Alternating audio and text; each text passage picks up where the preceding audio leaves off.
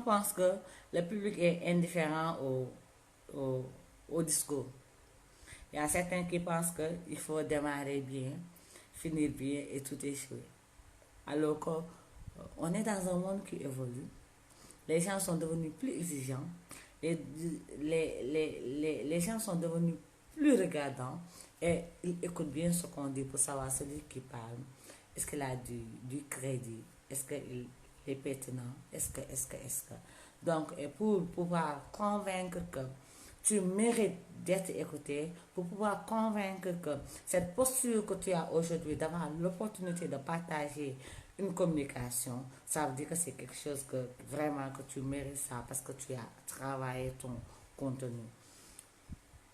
Donc, en plus, si on néglige nos contenus, si on ne les travaille pas bien, c'est de l'incompétence. On dit que celui-là, vraiment, c'est pas ça. Hein, parce que tout ce qu'il dit là, il n'y a pas. Pour ne pas utiliser certains termes, c'est pas sérieux.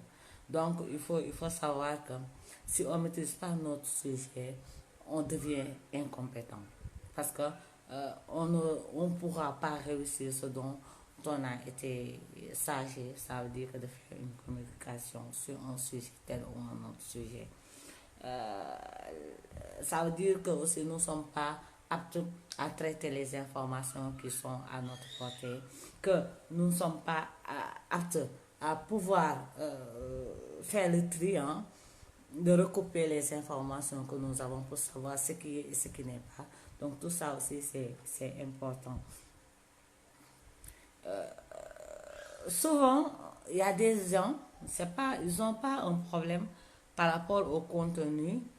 Ils peuvent maîtriser un contenu, ils peuvent euh, disséquer toutes les informations qu'il y a à disséquer. Mais le problème, c'est le sujet en tant que tel. Souvent, on peut te charger une mission, on te demande de traiter un sujet, alors que tu es en profond désaccord avec ton sujet. Tu as une assemblée qui est là.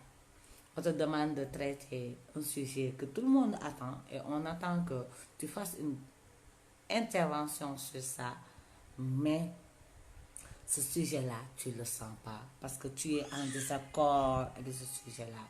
Parce que c'est plus fort que toi. Donc ça aussi, ça peut être une difficulté pour la prise de parole parce que tu ne seras pas souvent à l'aise. Tu ne sauras pas comment intégrer ces notions-là et comment les porter pour pouvoir réussir ta prise de parole. Il y a aussi le fait de... Il y a des gens qui ne sont pas à l'aise ou bien ils ne réussissent pas leur communication parce qu'ils jugent le sujet. Ils disent que ah, ce sujet-là est impopulaire. Ce sujet-là est dangereux. C'est un sujet à éviter. Donc, quand tu penses comme ça veut dire que le contenu te fait peur. Et quand tu as peur du contenu, tu ne pourras pas traiter ce contenu normalement. D'où c'est important, capital, de pouvoir savoir que être professionnel, avoir les compétences qu'il faut pour faire ce qu'il faut, quel que soit le sujet qu'on te donne, même si souvent le sujet qu'on a, on n'est pas en phase avec ça moralement, ou bien par principe, ou bien par valeur, ou bien parce que c'est un sujet sensible, le contenu va déranger la majorité des gens, des choses comme ça. Donc c'est important de savoir toujours comment se positionner, ou bien comment se comporter vis-à-vis d'un sujet. Les raisons sont de plusieurs ordres. Souvent, vous savez, la vie professionnelle et la vie sociale sont souvent liées. Souvent, on est face à un sujet qui nous compromet.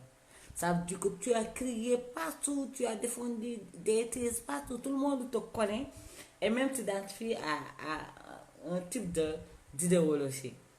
Et un jour vient, on te donne un sujet à traiter qui est les limites, qui est contraire de ce que tu as l'habitude de défendre. Parce qu'on te connaissait pour une idéologie.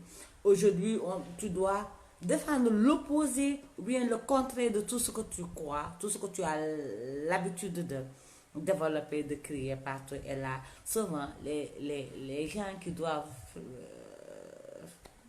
faire ou bien traiter le sujet, intervenir, ont peur de se compromettre. Ils vont dire, ah, moi j'ai l'habitude de défendre ça, j'ai l'habitude d'avancer tel propos, telle idée, tel argument. Aujourd'hui, si je viens défendre ou bien parler du contraire de ça, ah, je vais me compromettre. Ça aussi, c'est un obstacle pour la prise de parole en public. De la même manière, oui, tu parles de le stress. Oui, le stress aussi fait partie. Et même je dis que ça handicape énormément de personnes. Le stress souvent te fait même perdre toutes tes capacités. Tu te prépares bien, tu travailles ton texte, tu travailles ton contenu, tu es bien, tout est organisé, ficelé. Mais quand tu es stressé, souvent même les mots, tu les perds. Oui, le stress aussi fait partie des facteurs, mais c'est normal. Il y a aussi les mauvais souvenirs. Parfois, on a un thème qui nous renvoie à des choses qui ne nous plaisent pas, qui nous ont fait mal, qui suscitent des émotions trop fortes, qui nous rappellent énormément de choses, même souvent des choses auxquelles on ne va même pas y penser. Donc ça aussi, ça peut être un blocage ou un frein. Donc il y a autant de facteurs liés au contenu qui peut nous bloquer dans ce processus de s'exprimer, de pouvoir transcender les choses et faire passer notre message. Donc ça, c'était le premier point qui était lié au contenu. Donc quand on vient au deuxième point, qui est toujours un obstacle, c'est la, les situations de groupe. Tout à l'heure, dans l'introduction, j'en parlais. L'effet de groupe est extraordinaire. L'effet de groupe est extraordinaire. Souvent, on peut se retrouver inhibé, paralysé, juste parce que il y a l'effet de groupe qui agit sur nous. Donc, c'est quelque chose aussi qui rentre en jeu et souvent paralyse beaucoup d'orateurs ou beaucoup de gens qui sont appelés à parler publiquement. Et l'effet de groupe, ce qui est grave avec l'effet de groupe, c'est qu'on ne le contrôle pas. On est là, souvent on entre dans la salle. Exemple, on s'attendait à 20 personnes, 30 personnes. On se retrouve avec 50 personnes. On attendait 50, 60, on se retrouve avec 80, 100 personnes. Dès qu'on est dans la salle, l'effet de groupe peut agir. Automatiquement, tu te dis, waouh, tout ce monde-là, et automatiquement, ça agit. Et souvent, c'est très difficile de, de se remettre de ça. Souvent, ça se voit. Si on n'est pas très professionnel ou on n'est pas habitué à ces situations-là, souvent, ça se voit. Donc, le groupe fait effet. Fait effet et souvent aussi, c'est pas ce qui est souhaité. Dans ça aussi, on a peur de se juger, surtout dans nos sociétés où souvent on te confond à ce que tu dis. On ne peut pas faire la part des choses entre le ou la professionnelle qui fait son job, hein, et la personne, l'être en tant que tel. Et souvent, quand tu es appelé à traiter des sujets sensibles, controversés, souvent tu es jugé.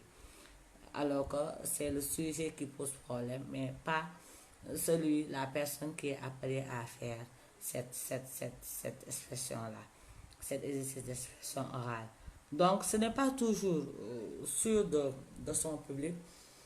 C'est pourquoi on dit souvent qu'avant de faire une prise de parole, il faut avoir une idée de son public pour pouvoir savoir quelle approche utiliser pour éviter aussi cet effet de groupe et aussi ce jugement qui peut se retourner sur nous et nous handicaper en tant qu'orateur ou oratrice.